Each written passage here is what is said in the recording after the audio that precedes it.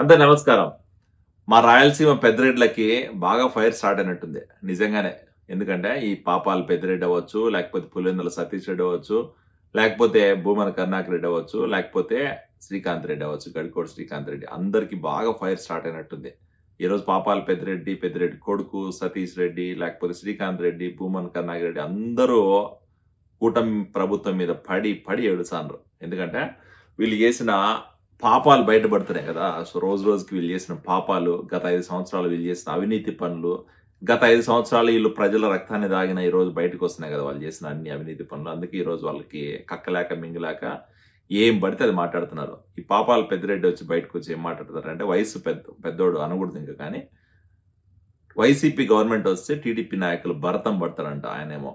ఇంకా పులివెందుల సతీష్ రెడ్డి వచ్చి ఏం చెప్తారంటే, లోకేష్ గారు బయటికి పోతే కాలర్ నీట్గా పెట్టుకోవాలంట, లేకపోతే కాలర్ పట్టుకొని లాగుతారంట, చీపులు పరకలు ఎత్తుకొని కొడతారంట. ఇంకా ఇంకా భూమన కరుణాకర్ రెడ్డి ఏదో మాట్లాడుతున్నాడు. ఇంకా గడికోట శ్రీకాంత్ రెడ్డి గారు అయితే మొత్తం కూటమి ప్రభుత్వం మొత్తం అల్లకల్లోలం చేసి పడేసిందంట, రాష్ట్రాన్ని రావణ కాస్త చేసిందన్నట్టు మాట్లాడుతున్నారు. అయ్యా బాబు, మీరందరికీ ఒకటే చెప్తున్నా, మీరు ఎంత ప్రయత్నించినా, మీరు ఎంత భయపెట్టినా, ఎంత రెచ్చగొట్టే మాటలు మాట్లాడినా మీ ప్రభుత్వాన్ని, మీ నాయకుల్ని, మీరు చెప్పే మాటల్ని ప్రజలు నమ్మే ప్రసక్తే లేదు. ఒకటి గుర్తుపెట్టుకోండి. ఇంకో విషయం ఏంటంటే, మీరు గత 5 సంవత్సరాల్లో చేసిన అవినీతి పనులు అవ్వచ్చు, గత 5 సంవత్సరాలు మీరు చేసిన దుర్మార్గాలు అవ్వచ్చు, గత 5 సంవత్సరాలు మీరు చేసిన భూ కబ్జాలు అవ్వచ్చు, లేకపోతే రెడ్ శాండిల్ స్మగ్లింగ్ అవ్వచ్చు, లేకపోతే ఇంకొక ఒగేరా మీరు చేసిన ఇసుక దందాలు అన్నీ ఉన్నాయి. అన్ని బయటికి వస్తాయి. అన్ని మీరు చేసిన అవినీతి పనులు ప్రజల ముందు పెడతాం. ప్రజలే నిర్ణయించుకుంటారు ఎవరికి ఓటేయాలా, ఎవరిని భరతం పట్టాలా, ఎవరిని చొక్కాల్లో ఓటు తీసుకొట్టాలా, ఎవరికి బయటకు వస్తే చీపురు చాటెత్తుకొని కొట్టాలా అనేది ప్రజలే నిర్ణయించుకుంటారు. మీరు ఊరికి అనవసరంగా హైరాణ పడకండి. ఇంకా టైం చాలా ఉంది. మేము ప్రభుత్వంలోకి వచ్చి జస్ట్ 7 నెలలు అయిందిగా. 7 నెలలకి ఇంత ఏడుపులేలా? ఇంకా చాలా టైం ఉంది, తొందరపడకండి.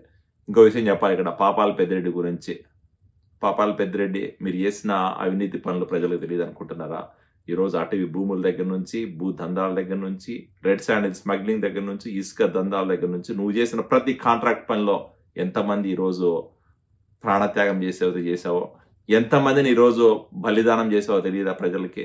నువ్వు కట్టిన ప్రతి కాంట్రాక్టు, ప్రతి ప్రాజెక్టులో ఎంతమంది చనిపోయారో, వాళ్ళంతా కుటుంబాన్ని ఎంతమంది రోడ్డు పైన పడ్డారో ప్రజలకు తెలియదు అనుకుంటున్నావా? లేకపోతే గత 5 సంవత్సరాల్లో ఈరోజు జగన్మోహన్ రెడ్డి హయాంలో 60 నియోజకవర్గాలు తీసుకొని 60 నియోజకవర్గాల మీద ఒక కాల రాక్షసులాగా పడి ప్రజల రక్తాన్ని, అక్కడున్న వనరుల్ని, అక్కడున్న అన్ని రిసోర్సెస్ని మీ ఆధ్వర్యంలో పెట్టుకొని ప్రజల్ని, అలాగే అక్కడున్న వ్యాపారుల్ని కూడా భయపెట్టిన పరిస్థితులు మీరు మర్చిపోయినట్టున్నారు. అవన్నీ ఒకసారి గుర్తు చేసుకోండి. ఇంకొక విషయం చెప్పాలి ఇక్కడ, వైఎస్ జగన్మోహన్ రెడ్డి అవినీతి కేసుల్లో విజయసాయి రెడ్డి ఏటు అయితే, వైఎస్ జగన్మోహన్ రెడ్డి 5 సంవత్సరాల అధికారంలో ఉన్నప్పుడు పెద్దిరెడ్డి రామచంద్రారెడ్డి ఏటుగా గమనించాలి. ఎందుకంటే వైఎస్ జగన్ చేసిన ప్రతి దుర్మార్గమైన పనిలో, వైఎస్ జగన్ చేసిన ప్రతి అవినీతిలో, వైఎస్ జగన్ చేసిన ప్రతి అరాచకంలో పెద్దిరెడ్డి రామచంద్రారెడ్డి హ్యాండ్ ఉంది. పెద్దిరెడ్డి రామచంద్రారెడ్డి కొడుకు హ్యాండ్ ఉంది, దాంట్లో ఎటువంటి డౌట్ లేదు.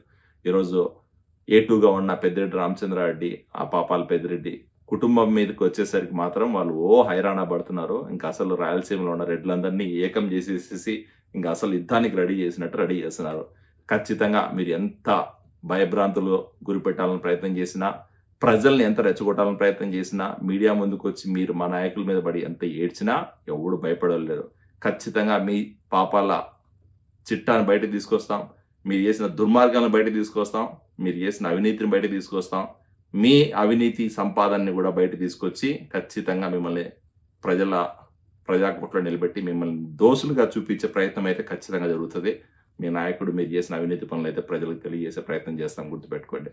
తస్మాత్ జాగ్రత్త. మీరు మాట్లాడే ముందు, ప్రజల్ని రెచ్చగొట్టే ముందు, మీరు ఇస్తున్న స్టేట్మెంట్లో రేపు పొద్దున ఎలాంటి ఇబ్బందులు పడతాయో చూసుకోండి. మీకు ఆల్రెడీ ప్రజలు తిరుగుబాటు చేసి 11 సీట్లకే పరిమితం చేశారు. ప్రతిపక్ష హోదా కూడా లేకుండా చేశారు. మీరు ఇట్లాంటి భరతం పడతాము, డెక్కులు పట్టుకుంటాము, చొక్కాలు చెంపుతాము, ప్యాంట్లు తడిచిపోతాయని చెప్పారనుకో, మీకు ప్యాంట్లు షర్ట్లు కూడా తీసి ప్రజల్లో రోడ్డుపై నిలబెడతారు ఖచ్చితంగా. Thank you.